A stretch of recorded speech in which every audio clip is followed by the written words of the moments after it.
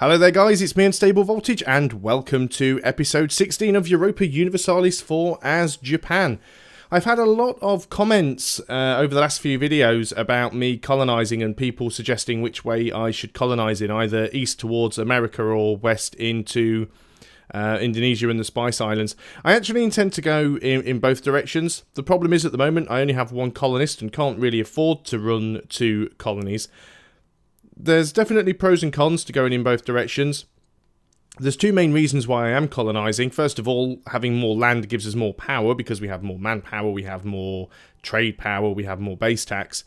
And secondly, we want to get out of the Chinese tech group as soon as possible, so we want to westernise, which means having a western neighbour. Now, it's possible that if we go to the west and go through the Spice Islands and Indonesia and work our way round to the Cape of Africa, we might bump into Portugal, Castile, France. It's all very, very likely.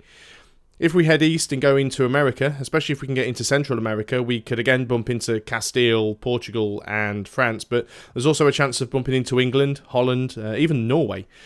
So a lot of it depends on which way the AI decides to colonise in and how quickly they start to colonise. Now, as I said, pros and cons to both. If we go to the west and start taking provinces around Indonesia and the Spice Islands, they are more developed, so it's better land to take. And the good thing with these provinces is they will give us some adjacency to some of these other nations, so we can fabricate claims against them, which will help us to declare more wars in the future. Also stop some of our smaller neighbours from expanding. The downside, of course, is that because these provinces are all within our home continent, we do have to pay coring costs for them. Obviously that won't be an issue if we get as far as heading over here to Africa, but certainly in the immediate coring to the west we will be paying in the immediate colonising to the west, we will be paying for cores. Now, if we go to the east and start colonising America, of course we don't pay coring costs over there, but the provinces aren't worth nearly as much, they don't have nearly as much development. And also bear in mind, if we get 5 provinces in a colonial region, it turns into a colonial nation, and I think at the moment we're probably more powerful having land that belongs directly to Japan. Now I'm going to go ahead here and unpause the game. We're still waiting for that mission to finish where we actually get our manpower number up. I'm still not entirely confident about declaring a war on Korea. They still have quite a few allies that are willing to join, and their total manpower is problematic to say the least. I really need to be able to get Ming into this fight to be able to do something useful. Unfortunately, Ming quite likes Korea at the moment, and I'm just not convinced that going to war with Korea is going to result in a win. It'll probably just end up with me getting in debt, losing my fleet. This is the biggest problem. It's not so much the number in terms of troops, it's the number in terms of navy. Between Korea and all of his allies, he has a lot of ships, including a lot of galleys, which is going to make it very, very difficult for me to actually be able to get any reinforcements across. I only have one province over here where I can actually train troops. So if I was to lose my army, I'd have to rely on training troops or hiring mercenaries on the Japanese mainland and ferrying them all across in transports, and that could be very, very dangerous. I like to fight my wars opportunistically. If I see an opportunity to attack Korea or one of their allies and weaken them up, then that is certainly something I will consider doing. Somebody else also suggested that I should just ignore Korea for now and pick on some of the weaker people, like Yeren, for example. That's not actually a bad idea. I did suggest that myself a couple of videos ago, but what I'd done is I'd made a mistake by accidentally renewing a royal marriage with these guys, which I can't currently break. As soon as that royal marriage breaks, though, I'll hopefully remember not to renew it, and we can go to war with Yeren. Now, bear in mind, Yeren isn't all that useful as a territory. It's pretty low development all around. 8, 5, 3. Yes, pretty poor territory, and it's quite far north, so it is Arctic zones. It's pretty terrible, but at least it would give us some land that we could potentially use to our advantage. So again, we'll look for these opportunistic methods to attack. We can actually get some more ships. Let's go and grab some more lights because, you know, we can add them to the trade fleet.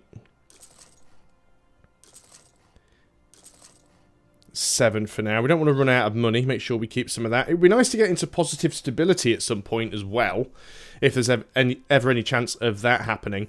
Let's go ahead and suck up to Yan.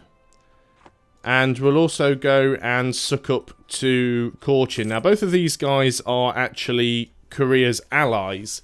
I very, very much doubt that I'd ever get them friendly enough to be willing to side with me instead of Korea, because they probably like Korea very, very much.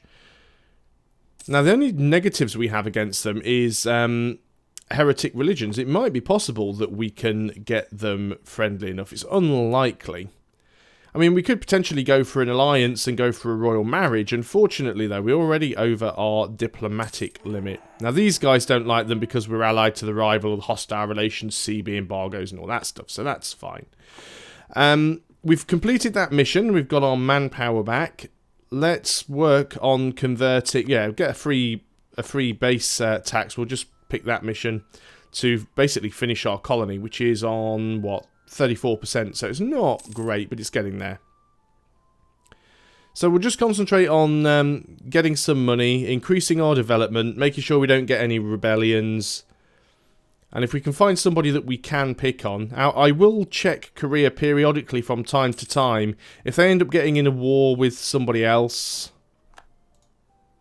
Yeah, we've lost an advisor, which was our admin advisor, who we definitely want to keep around. Production efficiency is good. It's only level 1, but production efficiency sometimes pays for itself. So unfortunately, there isn't really anybody down here that we could declare war on directly. You is... a friend of ours. I think they are our ally. Can't even remember now. Let's have a look. Who are our allies? So Ming, Yeren, Meow, and Yu. Yeah, so Yu is actually our ally there. Wu has announced us as a rival. That is fine. Maybe we could take Min.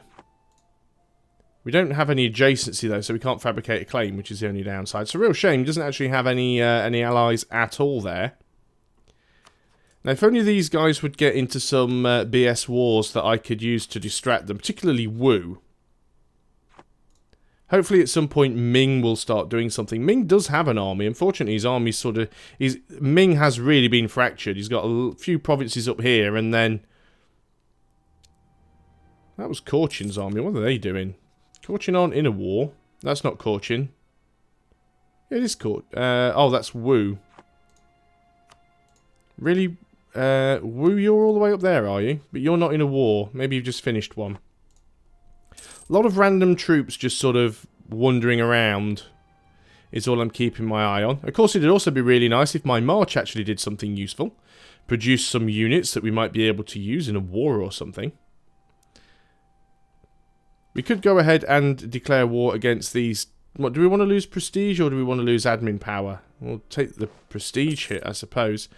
Now what have we got? Lost a claim. Okay, we'll sort that out. I'm so sick of all these negative events that we seem to be getting.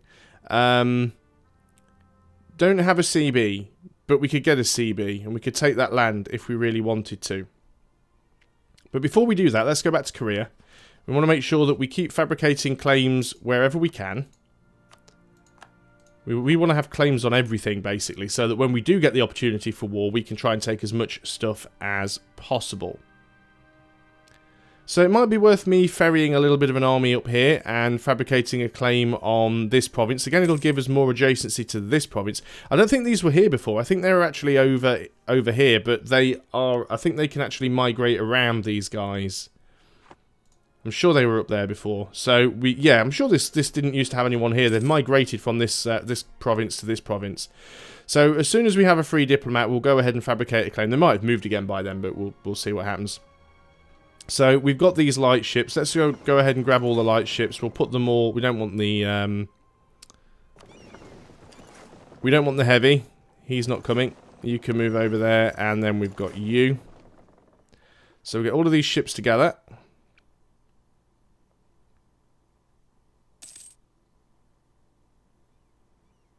There we go. So how many have we got there? That's the 7 that we built. And you want to be protecting trade in Nippon, I suppose. So protect trade in Nippon. Hopefully we'll make a little bit more money doing that. They should bump into each other and merge up at some point in the future.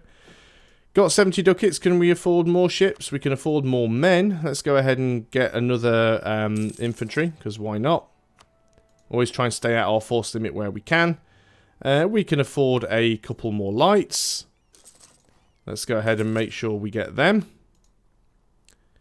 Always try and stay at your force limit. It's much better to build it up when you're not at war than it is when you are at war, because when you're at war you have war exhaustion, and war exhaustion increases the costs. So always try and do it before you go to war. And also, especially if you're producing troops, it means that if you spend manpower to bring your forces up to the force limit, and then it gives your manpower time to recover back up to the cap. So always a good reason for doing that. More than 50% of the way through fabricating that last claim on Korea. I'm sure we'll start losing more and we'll have to rejig things, but... And again, just keeping my eye on these guys, having a look, see if anybody is at war.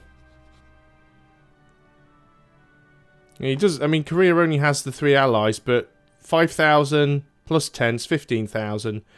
Another 26,000 there, so you've already got over 40,000 men. That's before you add Korea's, who have about another, well, 17.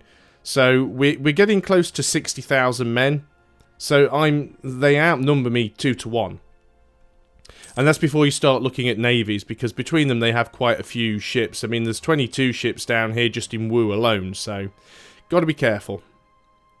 So that's as much as we can improve relations there. Let's go ahead and fabricate a claim on this province. It's a crappy province, but every province that we take is, you know, more land that we have, more rebellion that we've got to deal with. So yeah, there's only a certain amount that we can get these guys to like us. We could go ahead if we wanted to and try and do something such as get an alliance and get a royal marriage and stuff like that. But again, the problem with doing that is we are already over our diplomatic relations, so we don't really want to stretch that too far. Why are we over our diplomatic relations, actually? Who can we sever a relationship with? Meow isn't going to be all that useful. It probably is going to be Yeren, in fact, when that royal marriage breaks out. I should probably stop sucking up with Yeren. They haven't really been useful in a lot of wars. They won't currently go to war with Korea because they now consider it a distant war. They didn't used to because they used to have a border, but since we actually liberated Jiangsu and made it into a march, Yeren are now too far away from Korea to really care about it, so they don't want to get involved in that. They're probably not even rivaled. Who is rivaled to Korea, actually? I am Korea's only enemy. So I'm there. They are also rivaled to Buryatia, who is there, other side of Ming. And they are a horde. They don't particularly like us either because we are allied to their rival, which is Yeren. So all the more reason why we should break our alliance and our royal marriage with Yeren, because then we could possibly get these guys on our side. That might not be a bad idea, actually, breaking the relationship with Yeren. Unfortunately, even if I do go and break the alliance, it isn't really going to help matters much because we will still have that royal marriage, so it won't reduce the number of diplomatic relations that we have. But what we could certainly do is break the alliance, get an alliance with Buryatia, and then they would probably be willing to go to war with us when we finally go to war against Yeren. Probably also be willing to go to war with us when we go to war against Korea. But Korea just has a few too many allies for my personal taste at the moment. Let's go ahead and get you guys all together in the same province. So again, I'm playing a little bit passively, but I've done this before. Sometimes what seems like a good idea, and you look at the numbers, and yeah, it's possible that I might get a few lucky rolls and win a few battles, but that's not how this game works. The way this game works is the AI rolls 9s and you roll 0s, so there's just... If Ming gets involved with some of these miners and keeps some of these guys busy, then that might be a good time to attack Korea. Still dealing with peasant revolts, which is annoying. We are still trying to colonize this. And then we'll probably move down and we'll start working into these islands down here. Obviously, we can't jump too far forwards. We've got to be able to ferry the men around. We're getting close to Brunei, though, so we're doing some stuff. See, Meow's got rebels, which isn't great.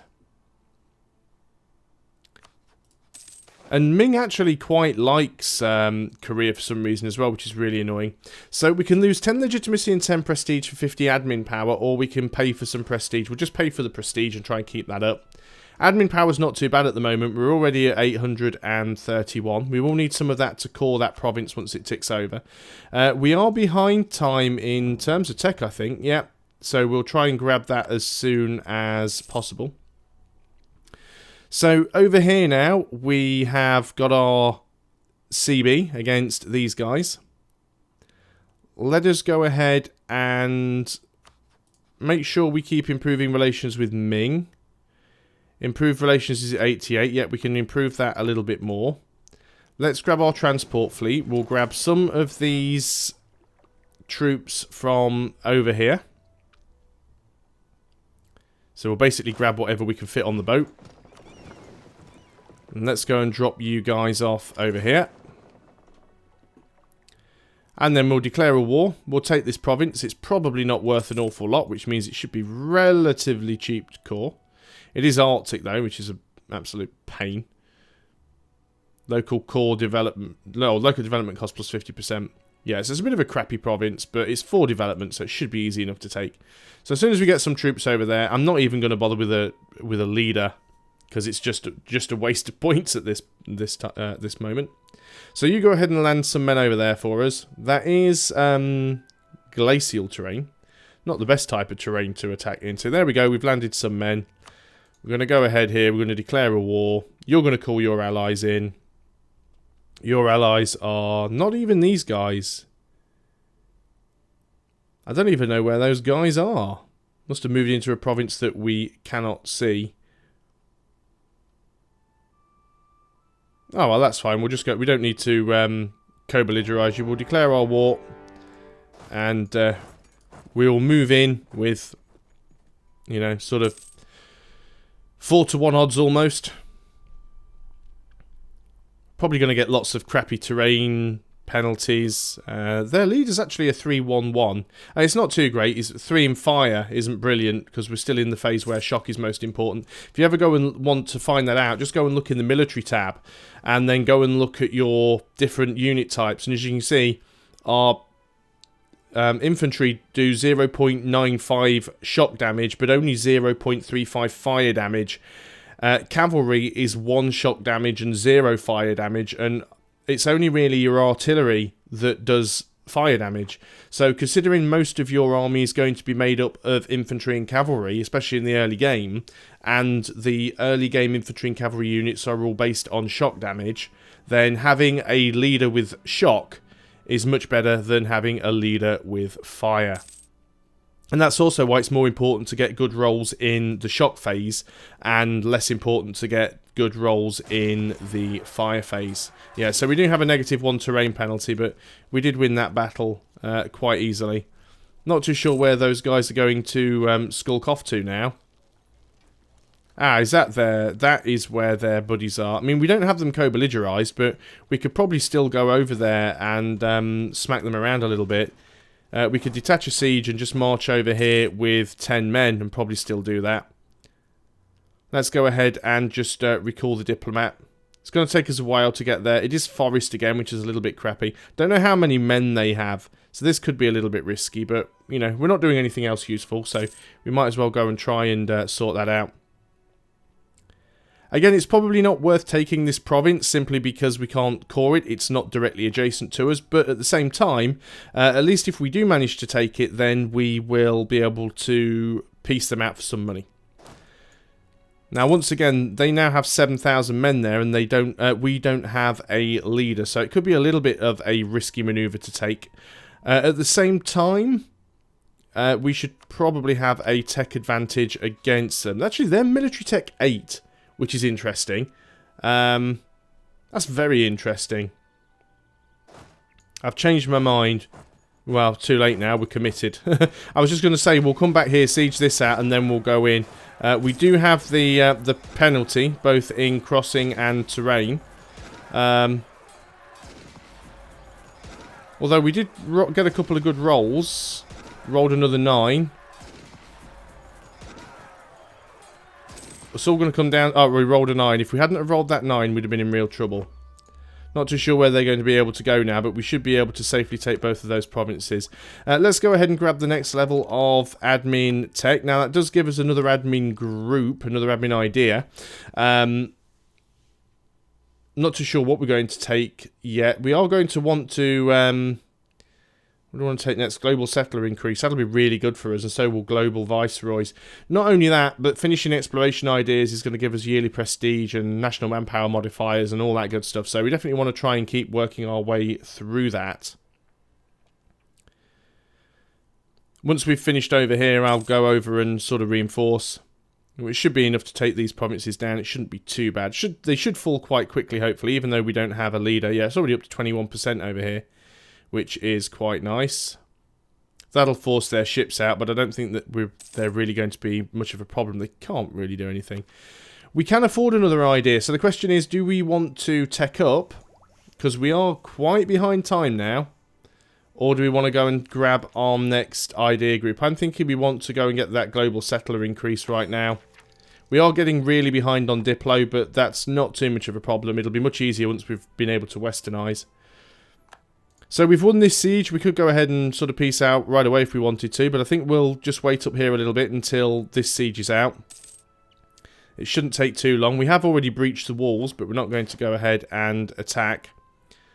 Lose the stability or lose money we don't have. Well, we'll lose the money. Well, we did have enough, but I'd have preferred not to have given all that money away.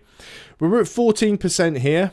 Now, once we can siege these guys out, assuming that we can, then we should be able to piece these guys out first and take a lot of money from them, and then go and piece these guys out secondly and take a lot of money from them as well as their land. But we are over the 20-minute mark, so I'm going to end things there. Thanks a lot for watching, guys. I hope you're still enjoying this series of EU4. And if you have enjoyed this video, please consider giving it a like and subscribing. And remember, if you'd like to support the channel, I do have a Patreon account, which you can find a link for in the description below. So until next time, goodbye for now.